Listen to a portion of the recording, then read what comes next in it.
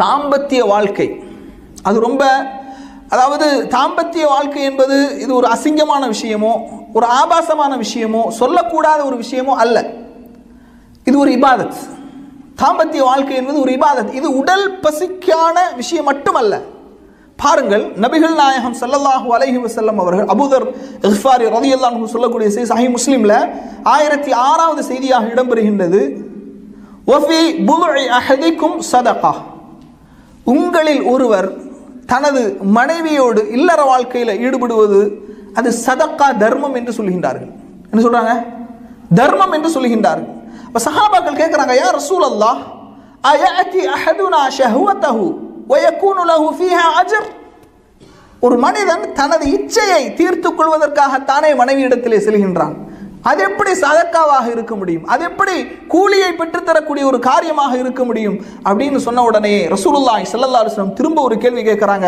அரஐத்தும் love வதஅஹா ஃபீ ஹராமின் அகான அலைஹி ஃபீஹா விஸ்ருன். அவன் அந்த ஆசையை, அந்த இச்சையை தவறான முறையிலே பயன்படுத்தினால் அது ஹராமாகுமா ஆகாதா? அது குற்றமாகுமா ஆகாதா? ஆம், குற்றமாகும், ஹராமாகும். ஃபகதாலிக இதா வதஅஹா ஃபில் ஹலால் கான லஹு அஜ்ர்.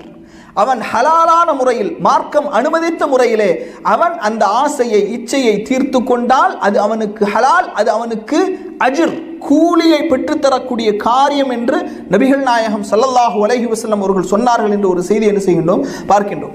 அதனால தான் ரசூலுல்லாஹி ஸல்லல்லாஹு அலைஹி வஸல்லம் அவர்கள் இல்லற வாழ்க்கையிலே ஈடுபடும் போது ரசூலுல்லாஹ் சொல்றாங்க, அப்துல்லா இப்னு அப்பாஸ் ரலியல்லாஹு அன்ஹு அறிவிக்கக்கூடிய செய்தி சஹீஹ் புகாரியிலே 5165வது செய்தியாக இடம்பெறுகின்றது.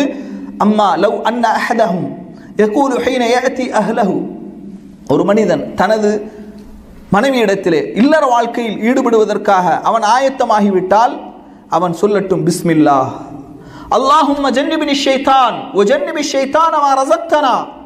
அல்லாஹும்ம ஜன்னிபினி ஷைத்தான், இறைவா ஷைத்தானை விட்டும் என்னை தூரப்படுத்து. வ ஜன்னிபி ஷைத்தான மா ரஸக்தனா, எங்களுக்கு வழங்க இருக்கக்கூடிய அந்த குழந்தை செல்வத்திலிருந்து ஷைத்தானை தூரப்படுத்து.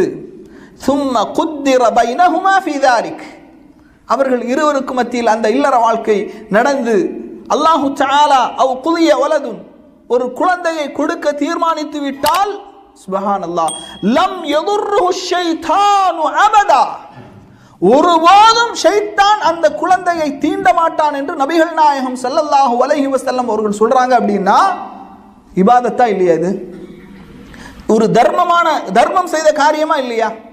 அதனால இந்த உறவு என்பது, இல்லற வாழ்க்கை என்பது, இது வெறுமனே கேவலம் ஒரு உடல் பசியை தீர்த்து கொள்ளக்கூடிய ஒரு காரியமாக பார்க்கக்கூடாது. ஆண்களாக இருந்தாலும் பெண்களாக இருந்தாலும் இது ஒரு இபாதத், இது ஒரு தர்மம், அல்லாஹ்விடத்திலே கூலியை பெற்றுத்தரக்கூடிய காரியம் என்ற அடிப்படையில் என்ன செய்யணும், பார்க்க வேண்டும். அதே போன்று கணவன் தனது இணையை திருப்திப்படுத்த வேண்டும். இன்னும் நிறைய செய்திகள் இருக்கின்றது.